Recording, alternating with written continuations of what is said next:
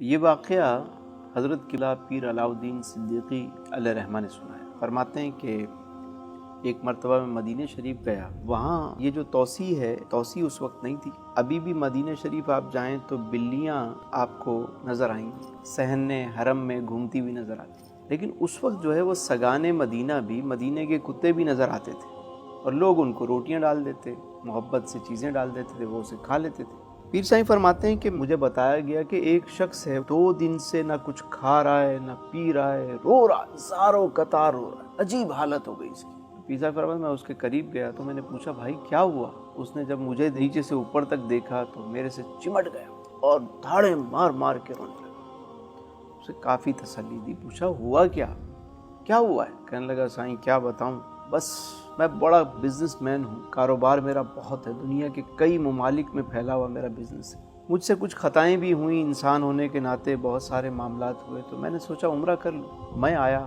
عمرہ کیا، مدینہ شریف آیا تو میں نے دیکھا کہ یہاں لوگ مدینہ کے کتوں کو روٹیاں پیش کرتے ہیں، ان کے آگے چیزیں رکھتے ہیں، وہ کھا لیتے ہیں۔ میں نے بھی کافی ساری روٹیاں خریدی اور لے جا کر میں نے ان کو پیش کی، لیکن جتنے کتے تھے وہ آتے، مجھے دیکھتے، روٹی کو سونگھتے، واپس چلے جاتے۔ کسی نے بھی میری یہ روٹیاں قبول نہیں کی، کسی نے بھی میرا یہ ہدیہ قبول نہیں کی۔ میں کیا کروں پیر سائیں؟ مجھے تو آج احساس ہوا کہ جو کمائی میں کرتا رہا، میں سوچتا تھا کہ میں وہاں جیسے بانٹ دیتا ہوں اس میں سے تھوڑا بہت یہاں بھی چل جائے گا، لیکن چل نہیں رہا۔ پیر سائیں میں تو برباد ہو گیا۔ اگر مدینہ شریف کے علاوہ میں کہیں ہوتا تو میرے ذہن میں یہ خیال آتا کہ چلو میں مدینہ شریف آ کے معافی مانگ لوں گا، مدینہ والے سے معافی مانگ لوں گا۔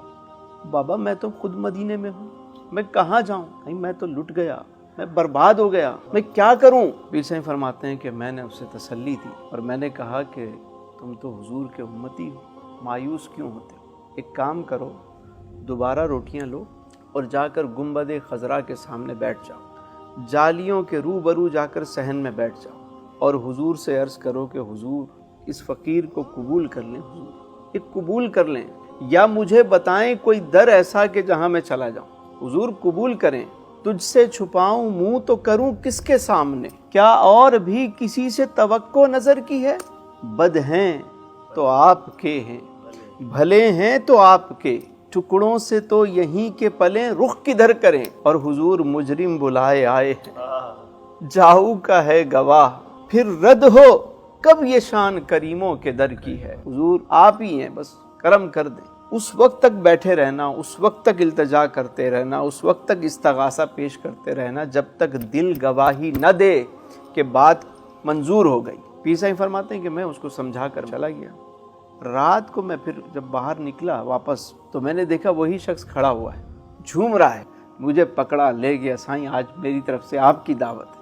بھائی کیا ہوا؟ سائیں کمال ہو گیا۔ میں نے وہ روٹیاں خریدی، مواجہ شریف کے پاس جا کر بیٹھا اور جیسے آپ نے بتایا اسی طرح عرضیاں پیش کرتا رہا، روتا رہا۔ جب میرے دل نے گواہی دی کہ بات پوری ہو گئی تو میں اٹھا کہ جا کر یہ روٹیاں مدینے کے کتوں کے آگے پیش کروں۔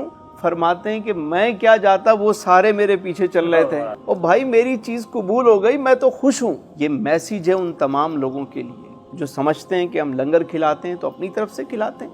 ارے بھائی اللہ کا احسان ہے تم پر کہ تمہیں یہ توفیق بخشی، تمہارا دیا ہوا مال قبول ہو جاتا ہے، اللہ کا شکر ادا کرو، یہ اللہ کا احسان ہے۔ اللہ جسے چاہے چن لیتا ہے، جسے چاہے جس کام پہ لگا دے۔ اگر تمہارا دیا ہوا ہدیہ قبول ہو جاتا ہے تو اپنی خوش نصیبی پہ ناز کیا کرو، مزید محنت کیا کرو، اس راہ میں مزید کوشش کیا کرو۔ کیوں؟ کیونکہ جو تیرے در سے یار پھرتے، در بدر یوں ہی خوار